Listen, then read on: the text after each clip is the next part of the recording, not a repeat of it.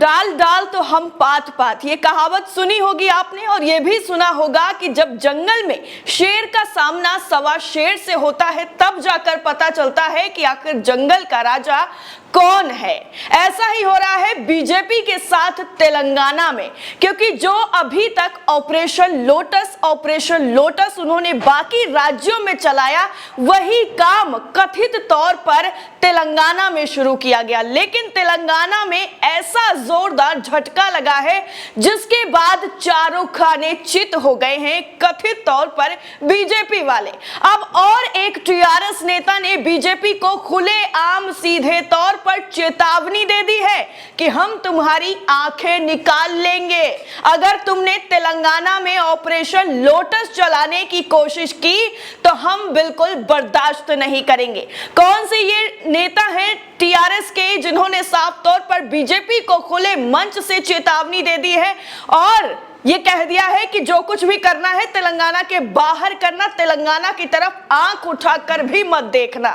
अब आपको बताते हैं पूरी रिपोर्ट क्या है और किस तरीके से जो आरोप लगाया गया बीजेपी पर कि उन्होंने टीआरएस के जो एमएलए हैं उनको खरीदने की कोशिश की और वो पूरी तरह से नाकाम रही, और ये पूरा मामला कथित तौर पर हुआ है। तेलंगाना राष्ट्रीय समिति यानी टीआरएस के विधायकों की कथित खरीद फरोख्त के मामले में तेलंगाना सरकार में मंत्री जी कमलाकर ने भारतीय जनता पार्टी यानी बीजेपी को धमकी दे दी है। सीधे और खुले लफ्जों में कह दिया है कि बीजेपी अपनी जो है लिमिट में रहे, तेलंगाना में ये कुछ नहीं चलने वाला है जो वो बाकी राज्यों में कर चुके हैं। मंत्री जी कमलाकर ने कहा है कि अगर वो हमारे विधायकों को देखने की कोशिश भी करेंगे तो उनकी आंखें निकाल लेंगे। अन्य राज्यों में करें यानी बाकी राज्यों में जो कुछ भी बीजेपी को करना है वो करें, हमें उससे मतलब नहीं है, लेकिन तेलंगाना में नहीं। खबरदार मोदी, खबरदार बीजेपी, अगर तेलंगाना में ये कुछ करने की कोशिश की और इधर नजर डाली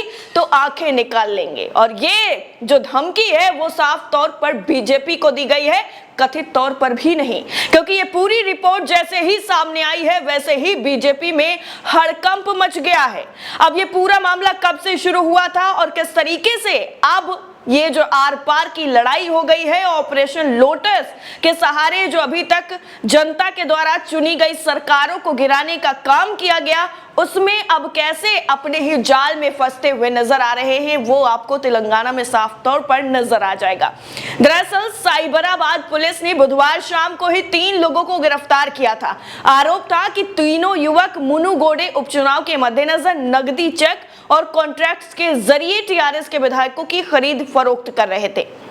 पुलिस ने एक होटल व्यवसायी और दिल्ली के 2 लोगों को पकड़ा था। टीआरएस के जिन विधायकों को खरीदने की कोशिश की गई उनमें पायलट रोहित रेड्डी, रेगा कंथाराव, गुगवाला बलाराजू, बीरम हर्षवर्धन शामिल थे। पुलिस के मुताबिक विधायकों ने बताया कि 3 व्यक्ति उन्हें लगातार फोन कर रहे थे, वो इन्हें पैसा, कॉन्ट्रैक्ट और पोस्ट का लालच दे रहे थे। इसी शिकायत के आधार पर पुलिस ने तीनों लोगों को गिरफ्तार कर लिया और कथित तौर पर 100 करोड़, जी हां 100 करोड़ प्रति एमएलए का ऑफर दिया गया था कि आप पार्टी छोड़ करके हमारी पार्टी में शामिल हो जाइए कथित तौर पर बीजेपी में, तो आपको 100 करोड़ रुपए भी मिलेंगे प्लस आपको अच्छा पद भी दिया जाएगा। तेलंगाना पुलिस ने यह भी बताया है कि फरीदाबाद के एक मंदिर से जुड़े और दिल्ली में रहने वाले रामचंद्र भारती उर्फ सतीश शर्मा, हैदराबाद के नंद कुमार और तिरुपति के एक अन्य व्यक्ति ने कथित तौर पर टीआरएस के विधायकों को हैदराबाद में दल बदल के लिए सहमत होने पर नगद, ठेकेदारी और पद देने का ऑफर दिया था।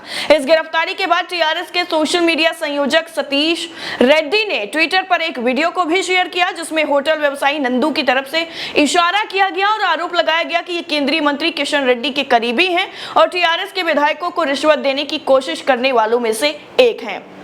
दरअसल साइबराबाद पुलिस ने जिस तरीके से गुप्त सूचना के आधार पर अजीज नगर के एक फार्म हाउस पर छापा मारकर 3 लोगों को गिरफ्तार किया, वैसे ही सारी की सारी जो पोल पट्टी थी, जो अंदर का खेल चल रहा था, वो खुलकर सामने आ गया। क्योंकि मुनुगोडे में जिस तरीके से बीजेपी में जो शामिल हो चुके हैं टीआरएस के नेता, उनका कैसे विरोध किया जा रहा है, कैसे जनता सड़कों पर उतरकर उनको आईना दिखाने की कोशिश कर रही है कि आपने हमसे वोट लिया था टीआरएस के नाम पर और अब आप बीजेपी में जाकर उछल कूद करके बैठ गए हैं उनकी गोदी में, लेकिन हम ये बर्दाश्त नहीं करेंगे क्योंकि हमें जो भरोसा है वो टीआरएस पर है, बीजेपी पर नहीं है। कई जगह पर तो लोगों ने साफ तौर पर दूसरे लोगों को चेतावनी दे दी और कह दिया कि जो गलती हमने की है बीजेपी को वोट देकर, वही गलती आप मत करिएगा वरना आप बाद में पछताएंगे। इस तरह का जो विरोध है वो बीजेपी का तेलंगाना में हो रहा है और ये पहली बार नहीं हुआ है, इससे पहले भी कई ऐसी घटनाएं सामने आई हैं जिससे बीजेपी पूरी तरह तेलंगाना में बैकफुट पर होती हुई नजर आई है।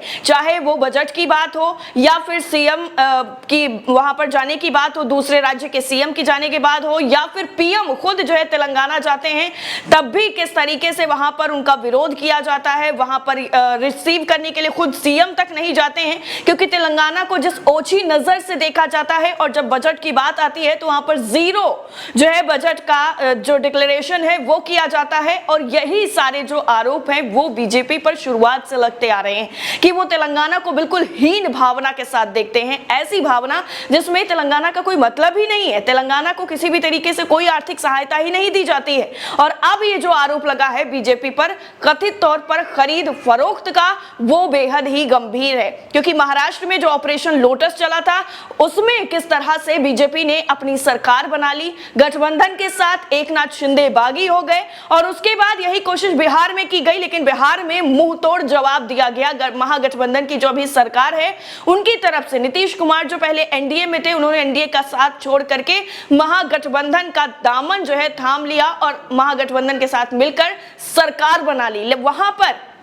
उनका ऑपरेशन लोटस यानी बीजेपी का पूरी तरीके से फेल हो गया और अब खबर यह निकलकर सामने आ रही है कि तेलंगाना में भी कथित तौर पर ऑपरेशन लोटस चलाया गया, जो अब पूरी तरह से उजागर हो चुका है, लोगों के सामने आ चुका है क्योंकि मुनुगोडे में अभी कुछ ही दिनों बाद जो है वो चुनाव होने हैं, उपचुनाव होने हैं और उपचुनाव में पहले भी कई करोड़ रुपए मिलने के जो कथित दावे हैं वो किए जा चुके हैं और पुलिस प्रशासन भी इसमें जो है पूरी तरह से अपनी सक्रियता दिखाता हुआ नजर आया है कि 1 करोड़ रुपए मिले हैं, कहीं पर 2 करोड़ रुपए मिले हैं। इस तरह की जो खबरें निकलकर पहले भी सामने आ चुकी हैं, लेकिन अब जिस तरह से बीजेपी अपने ही पासे पर जो है पूरी तरह से क्लीन बोल्ड हो चुकी है और शय और मात का जो खेल तेलंगाना में शुरू हुआ है वो आने वाले वक्त के साथ साथ और ज्यादा दिलचस्प होने वाला है। इस पूरी रिपोर्ट को लेकर तेलंगाना में इस तरह से बीजेपी को खुलेआम चेतावनी और धमकी देने पर आपकी राय क्या है, कमेंट करके जरूर बताइएगा। जय हिंद।